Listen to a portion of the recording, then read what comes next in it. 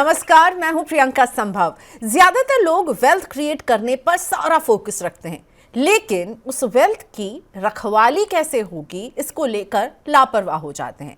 वसीयत यानी विल और आपके निवेश में अपडेटेड नॉमिनीज आपकी फाइनेंशियल प्लानिंग का बहुत ही अहम हिस्सा है और इसे अगर आप ओवरलुक करेंगे तो आगे बहुत सारी परेशानी हो सकती है। जैसे कि आपके गोल्स होते हैं बच्चों की पढ़ाई, उनकी शादी की प्लानिंग, आपके रिटायरमेंट की प्लानिंग, वैसे ही विल प्लानिंग भी आपको ज़रूर करनी चाहिए। अपने हर निवेश में, अपने हर बैंक अकाउंट में, हर फाइनेंशियल एसेट में एक नॉमिनी बनाना बेहद ज़रूरी है। क्यों आपको नॉमिनी अपडेट रखना है, क्यों आपको एक विल तैयार करना चाहिए, इन सब पर आज मैं बात करने वाली हूं और मेरी मदद कर रहे हैं इस टॉपिक को समझने में full circle financial planner and adviser से CFP और RIA Kalpesh Ashar ji. Thank you so much Kalpesh ji, आज आपने वक्त निकाला मनी 9 के लिए। इनफैक्ट ये डिस्कशन लाइव है, आप मुझे और कल्पेश जी को भी सुनेंगे और अगर आपके मन में कोई सवाल उठे, कोई आप डाउट क्लियर करना चाहें तो यही वक्त है। तो आप कल्पेश जी को सीधा अपने सवाल भेज सकते हैं हमारे इस शो में। कैसे, मैं आपको बता देती हूँ। आप हमें व्हाट्सएप कर सकते हैं, ऑलरेडी हमें व्हाट्सएप पे कुछ सवाल आने शुरू हो गए हैं। सो व्हाट्सएप कीजिए आप हमें अपने सवाल 9311211874 पर। ईमेल करना चाहते हैं तो money9query@tv9.com पर कीजिए और यूट्यूब पर हम तो लाइव जुड़े हुए हैं ही, आप कमेंट बॉक्स यानी कि जो चैट बॉक्स है उसमें सवाल लिख सकते हैं। जब भी कोई सवाल आपके फाइनेंशियल प्लानिंग से जुड़ा हो, उसमें आप जितनी ज़्यादा डिटेल देंगे ना, उतने अच्छे से हमारे एक्सपर्ट्स उसका जवाब दे पाएंगे। सो रिक्वेस्टिंग यू कि अगर आप सवाल भेज रहे हैं अभी हमें, तो उसमें आप जितनी एडिशनल इन्फॉर्मेशन दे सकें, जितनी क्लैरिटी से लिख सकें, उतनी आसानी होगी हमारे एक्सपर्ट को आपके सवाल का जवाब देने में। चलिए आज की बातचीत की शुरुआत करते हैं। कल्पेश जी, सारे फाइनेंशियल एसेट्स में अब हमें नॉमिनी दर्ज करना है। बार बार बैंक, बार बार हमें म्यूचुअल फंड्स के लिए, डीमैट अकाउंट के लिए मैसेजेस आ रहे हैं, अलर्ट भेजा जा रहा है। तो अगर मैं अपने सारे financial asset including my bank account उसमें नॉमिनी अपडेटेड रखती हूँ, तो फिर मुझे विल अगर नहीं भी हो तो कोई टेंशन नहीं होनी चाहिए, right? Priyanka, first of all बहुत बहुत शुक्रिया मुझे शो पे बुलाने के लिए।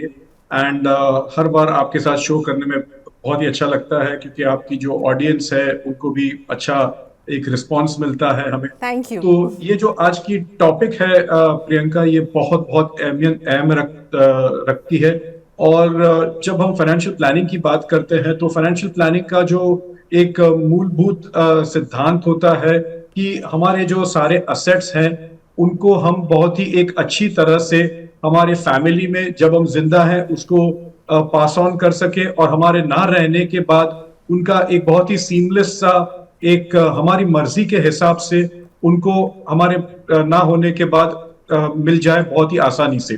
तो इस चीज का एक इंस्ट्रूमेंट जो है जब हम करते हैं, वो एक पहला पड़ाव जो होता है वो होता है नॉमिनेशंस। और जो सबसे बड़ी चीज जो अहमियत रखती है, जो पासिंग ऑफ असेट्स जिसको कहते हैं, तो वो होता है विल यानी कि वसीयतनामा। अब जब आप बता रहे हैं कि आज की तारीख में इवन सारे गवर्नमेंट इंस्टीट्यूशंस या फाइनेंशियल इंस्टीट्यूशन जिसमें फाइनेंशियल असेट्स इन्वॉल्व हैं, वो बहुत ही एक अनिवार्य सा उन्होंने एक रूल कर दिया है कि आपका नॉमिनेशन होना जरूरी है। और इसके पीछे भी बहुत गहरे कारण है कि हमने देखा है कि बहुत सारे जो इंस्टीट्यूशंस है, मान लीजिए कि इंश्योरेंस इंस्टीट्यूशंस हैं या हमारी बैंक अकाउंट्स हैं या हमारे म्यूचुअल फंड्स हैं, तो उसमें क्या होता है जब एक आदमी अपने पीछे किसी का भी, अपने परिवारजन का, अपने मित्र का नाम नहीं लिखता और वो गुजर जाता है, तो वो अनक्लेम्ड असेट्स हो जाते हैं। और ये अच्छी बात नहीं है, क्योंकि जिसके लिए पूरी जिंदगी एक परिवार के लिए एक व्यक्ति ने मेहनत की है, जब उसके ना होने पर उसके परिवार को उसका फायदा ना हो, तो आई थिंक ये पूरी एक जीरो गेम बन जाती है। तो नॉमिनेशंस को लेके सबसे पहले बात करते हैं। नॉमिनी एक कस्टोडियन होता है, जो एक इंडिविजुअल इन्वेस्टर एक नॉमिनी रखता है कि जब उसके ना होने के बाद उसके सारे जो असेट्स होते हैं तो उसका एक केयर टेकर बन जाता है।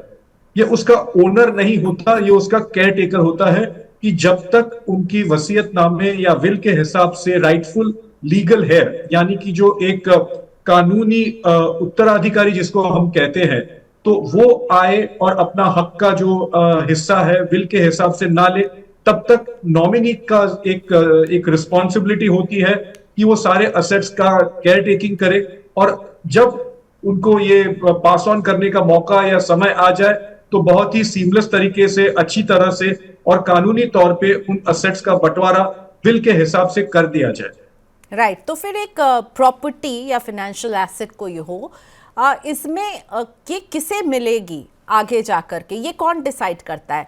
नॉमिनी डिसाइड करेगा, वो केयर टेकर है, या फिर विल के तहत ये डिसाइड किया जाता है कि भाई ये किसे मिलेगी? नहीं, नॉमिनी जैसे मैंने पहले कहा प्रियंका, वो एक सिर्फ एक राइटफुल कस्टोडियन है। अब विल के हिसाब से जब एक परिवार फैमिली का विल प्रोड्यूस करता है, तब उसका सही बंटवारा या सही हिस्सा जिसे कहते हैं, कौन से प्रोपोर्शन में कौन सी अमाउंट किसको जानी चाहिए, कौन सा असेट किसको जाना चाहिए, तो वो सिर्फ विल ही आती है। तो एक सिंपल सी बात है कि विल सुपरसीड्स द नॉमिनेशन, ऑलवेज ऐसी बात होती है। और इसमें कभी कभार ये हो जाता है कि अगर जो बिल बनाने वाला व्यक्ति होता है या जो नॉमिनी रखता है, तो वो काफी सारे उसमें पेचीदा कॉम्प्लिकेशंस कर देता है, जिसकी वजह से थोड़ा कॉम्प्लिकेशन हो सकता है। लेकिन इसका मतलब ये नहीं कि नॉमिनेशन ना किया जाए, क्योंकि नॉमिनेशन करने से ही आपके असेट्स पहले सुरक्षित रहेंगे और आपका जो नॉमिनी होगा वो आपके मर्जी के हिसाब से विल को देखकर उस चीज का सही बंटवारा कर पाए। ठीक है, तो आपकी मर्जी का ख्याल रखने का काम नॉमिनी का है। नॉमिनी merely केयर टेकर है, उसका अधिकार नहीं है उस प्रॉपर्टी में, यानी बेनिफिशियरी कोई और होगा, लीगल आयर उत्तराधिकारी होंगे, नॉमिनी वो उसके बीच का वो जो है वो पूरा ख्याल रखेगा कि भाई ये सही जगह तक पहुंच जाए प्रॉपर्टी। अगर नॉमिनी नियुक्त नहीं किया किसी ने तो क्या प्रॉब्लम हो सकती है? क्योंकि बार बार हमें कांस्टेंट रिमाइंडर्स आ रहे हैं और कि आप अपने बैंक अकाउंट में, अपने जितने भी इन्वेस्टमेंट्स हैं, आप सब में नॉमिनी कीजिए। अगर कोई नॉमिनी ऑप्ट आउट करने का भी ऑप्शन है, किसी ने ऑप्ट आउट कर लिया भाई कि अभी उन्हें समझ में नहीं आ रहा है, तो फिर क्या हो सकता है? What is the worst that can happen अगर आप नॉमिनेशन कंप्लीट नहीं करेंगे या ऑप्ट आउट कर जाते हैं तो? सो नॉमिनी ना होने से आई थिंक बहुत कॉम्प्लिकेशंस हो सकते हैं, और सरकार ने ये जो एक ऑप्शन दिया है कि ऑप्ट आउट किया जाए, वो इसके लिए दिया गया है कि जो व्यक्ति है या इंडिविजुअल इन्वेस्टर है, वो अपने पूरे होशो हवास में ये डिसीजन ले रहा है कि फिलहाल मैं किसी को नॉमिनी करना नहीं चाहता, लेकिन इसका मतलब ये नहीं कि आगे चल के वो इस चीज में नॉमिनी वापस नहीं डाल सकता। लेकिन अगर ऑप्ट आउट करता है तो एटलीस्ट गवर्नमेंट या जो इंस्टीट्यूशन है या जो प्रोडक्ट है, उसमें ये तय है कि ये बंदे का नॉमिनी नहीं है। अब उसके बाद उसकी फैमिली उस चीज का क्लेम करने आती है तो आई थिंक बहुत कॉम्प्लिकेशंस हो जाते हैं। पहले तो उनको अपना एक लीगल पूरा स्टेटस प्रूव करना पड़ता है, सक्सेशन सर्टिफिकेट देना पड़ता है, और जो एक सारी प्रोसेस है वो बहुत कॉम्प्लिकेटेड हो जाती है अगर नॉमिनेशन नहीं है तो जैसे मैंने कहा, ऑब्वियसली विल सुपरसीड करती है। अगर विल में लिखा है तो अच्छी बात है, और अगर बहुत सारे केसेस में तो विल भी नहीं होती और वो उसको इंटेस्टेट कहते हैं। तो अगर एक बंदा इंटेस्टेट यानी कि बिना विल बनाए या बिना नॉमिनेशन किए हुए गुजर गया, तो आई थिंक उसकी फैमिली के लिए बहुत बहुत कॉम्प्लिकेशंस हो सकते हैं। तो सबसे पहला स्टेप है कि आप अपना एक नॉमिनी कर लीजिए, और दूसरा स्टेप है कि सबसे पहले आप अपना विल बना लीजिए। और इस चीज को मैं एक सरलता से समझाना चाहता हूं कि अगर एक इन्वेस्टर या जो भी एक बंदा होता है, वो अगर अपने नॉमिनी को और अपने बेनिफिशियरी यानी कि विल में जो बेनिफिशियरी होता है उनको अगर कॉमन पहले से ही रख दे, मान लीजिए कि एक असेट क्लास है, म्यूचुअल फंड है, वो अपना बेटे को देना चाहता है, तो पहले से ही वो नॉमिनी म्यूचुअल फंड्स में अपने बेटे को रख दे और विल में भी वही जाहिर कर दे कि मुझे विल में भी मेरे म्यूचुअल फंड्स के जो होल्डिंग है उसमें मेरा बेटा ही है, तो एक बहुत ही एक पैरेलल और एक कॉमन सा एक कनेक्शन आ जाएगा जहां पर नॉमिनी ही बेनिफिशियरी बन सकता है, क्योंकि विल का उसको सहारा है और विल ने उसको कंफर्म किया है। अब मान लीजिए कि उसको बैंक अकाउंट्स में अपनी वाइफ को रखना है या रियल एस्टेट में उसकी डॉटर्स को रखना है, तो जितनी कॉमनैलिटी रहेगी उतना बेटर है। लेकिन सब लोग ये कर नहीं पाते क्योंकि ह्यूमन माइंड है, काफी फ्लक्चुएट होता रहता है। कौन सी मानसिक स्थिति में एक आदमी ने नॉमिनेशन दिया हुआ है, कौन सी मानसिक स्थिति में, कौन से जीवन के पड़ाव पे वो विल बना रहा है, और वो हिसाब से आई थिंक काफी कॉम्प्लिकेशन होते हैं। लेकिन मैंने जो एक सोल्यूशन बताया है वो एक आई थिंक बहुत आइडियल सिचुएशन है एक फैमिली के लिए, कि क्लैरिटी अगर पहले से है कि नॉमिनी और बेनिफिशियरी विल में जो है वो सेम रहे, तो आई थिंक कहीं पर भी प्रॉब्लम आपको आने की उम्मीद नहीं है। राइट और जब हम अभी नॉमिनी भर भी रहे थे तो उसमें ये भी ऑप्शन होता है कि आप मल्टीपल नॉमिनी भी कर सकते हैं कि अगर एब्सोल्युटली, एक एब्सोल्युटली। बेटा एक बेटी है तो आप लिख दें 50% आप मल्टीपल नॉमिनी का भी ऑप्शन आपको मिल रहा है। देखिए कल्पेश जी, मैंने बिल्कुल नॉमिनी अपना अपडेट कर दिया, इसलिए मुझे पता है कि मल्टीपल नॉमिनी का ऑप्शन मिल रहा है। लेकिन आप जैसा कह रहे हैं कल्पेश सर कि भाई नॉमिनी और बेनिफिशियरी आप सेम रखिए, ये एक अच्छा रास्ता हो सकता है, फैबुलस आइडिया, आई एग्री। सो क्या आप ये कहने की कोशिश कर रहे हैं कि सिर्फ फैमिली मेंबर्स को ही आप नॉमिनी बनाएं? क्या ऐसा कोई रूल तो नहीं है ना, आप किसी को भी नॉमिनी बना सकते हैं? जी बिल्कुल बना सकते हैं। ऐसा कोई लीगल रूल नहीं है कि फैमिली मेंबर्स ही आपके नॉमिनी हो और उसी को आपका एक उत्तरदायित्व हो आपके असेट्स हैंडल करने का।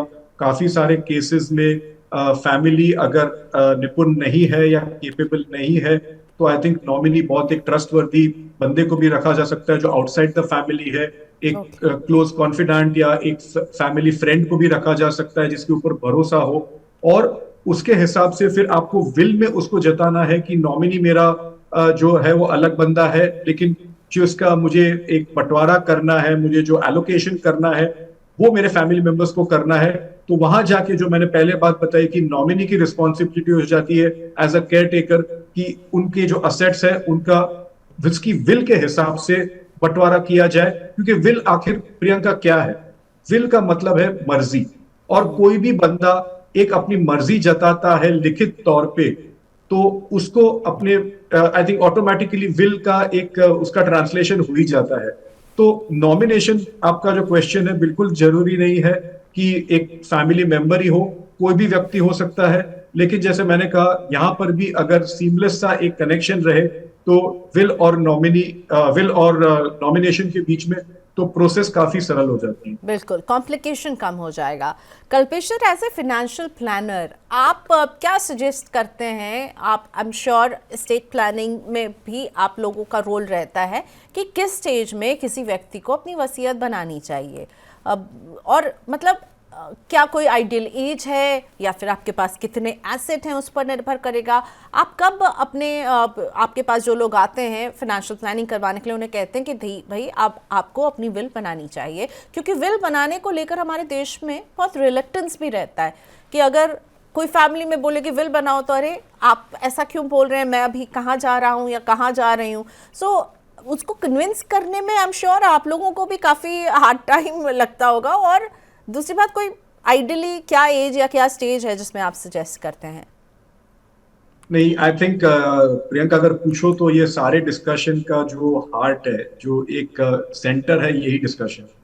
क्योंकि विल एक ऐसी चीज है कि हम जितना भी चाहे डिस्कशन कर ले, लेकिन जैसे इंग्लिश में कहते हैं the proof of the pudding is in eating, कि जब तक हम उसको ट्रांसलेट नहीं करते, अपनी वसीयतनामा नहीं बनाते और अपने नॉमिनेशन सही मायने में नहीं बनाते, आई थिंक ये डिस्कशन करना बेफजूल है। जब हम कहते हैं कि पहली अपनी असेट्स क्रिएट करते हैं और अगर हमारे पास फैमिली है, आई थिंक यही दो एक इम्पॉर्टेंट पैरामीटर या मापदंड है जब हमें अपनी विल बना लेनी चाहिए।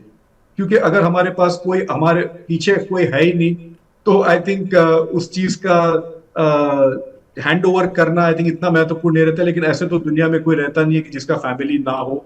तो फैमिली अगर है आपकी और आपने असेट्स क्रिएट किए, आपकी बैंक बैलेंस हो गई, आपके स्टॉक्स, आपके म्यूचुअल फंड्स, आपका रियल एस्टेट, आपके गोल्ड सिल्वर, आपने जिस चीज में भी, आपकी इंश्योरेंस पॉलिसीज, आपका जो भी फाइनेंशियल प्रोडक्ट्स में एक पार्टिसिपेशन है, तो आई थिंक आपको उसमें इमीडिएटली विल बनाना एक इम्पॉर्टेंट फेज हो जाता है। और जितना जल्दी बने उतना बेहतर है, क्योंकि लाइफ का कोई भरोसा नहीं। ये तो आई थिंक कहना किसी को मतलब नहीं है कि एवरीबडी नोज कि लाइफ इज अनप्रिडिक्टेबल। और अगर आपके पास असेट्स हैं और आपको आपकी इच्छा के हिसाब से आपके फैमिली को उसको देना है, तो उसमें आप जरा भी देरी मत कीजिए।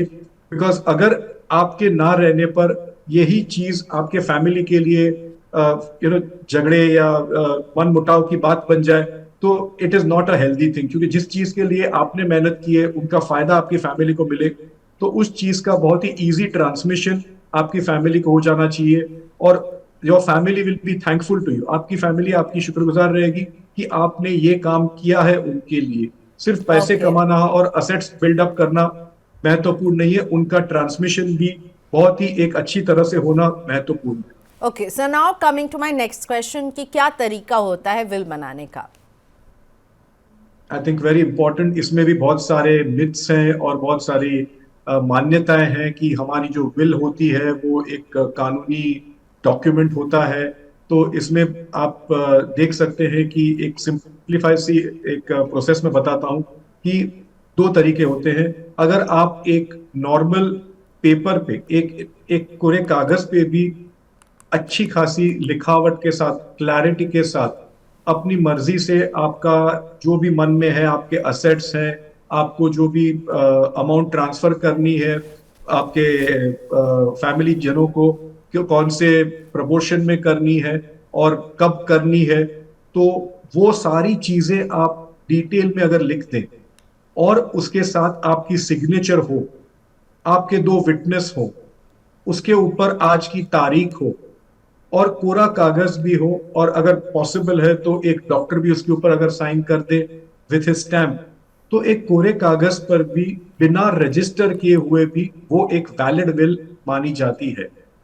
उसका दूसरा एक चीज है कि आप कानूनी तौर पे एक लॉयर की सहायता लेके एक सेम विल अगर आप बना दे और उसमें सारी डिटेल्स भी आप लिख दे, उसको आप कोर्ट में लॉयर के थ्रू रजिस्टर करवा दे, तो उसका 100% उसका एक जो ऑथेंटिकेशन है वो ज्यादा मजबूत रहता है और वो भी वैलिड विल मानी जाती है।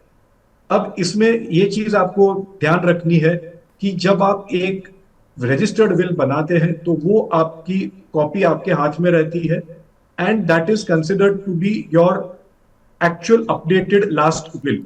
अब मान लीजिए आपको विल चेंज करनी है, आप अपनी विल जितनी दफा भी चाहे, जब भी चाहे चेंज करते रहते हैं, कर सकते हैं, इसमें कोई बुराई नहीं है। लेकिन मान लीजिए आपने पहली विल अगर रजिस्टर कराई तो दूसरी विल जो है वो आप कभी भी अनरजिस्टर्ड यानी कि कोरे कागज पे मत बनाइए, उसको वापस आपको रजिस्टर करना एक मैंडेटरी बन जाता है। उसी तरह अगर आपने पहली विल अगर अनरजिस्टर्ड या एक नॉर्मल पेपर पे बनाई है, तो दूसरी विल भी अगर आप बनाते हो तो मान लीजिए कि वही पद्धति से आप चलते हो तो कोई प्रॉब्लम नहीं है, लेकिन एक कंटिन्यूटी फॉलो कीजिए।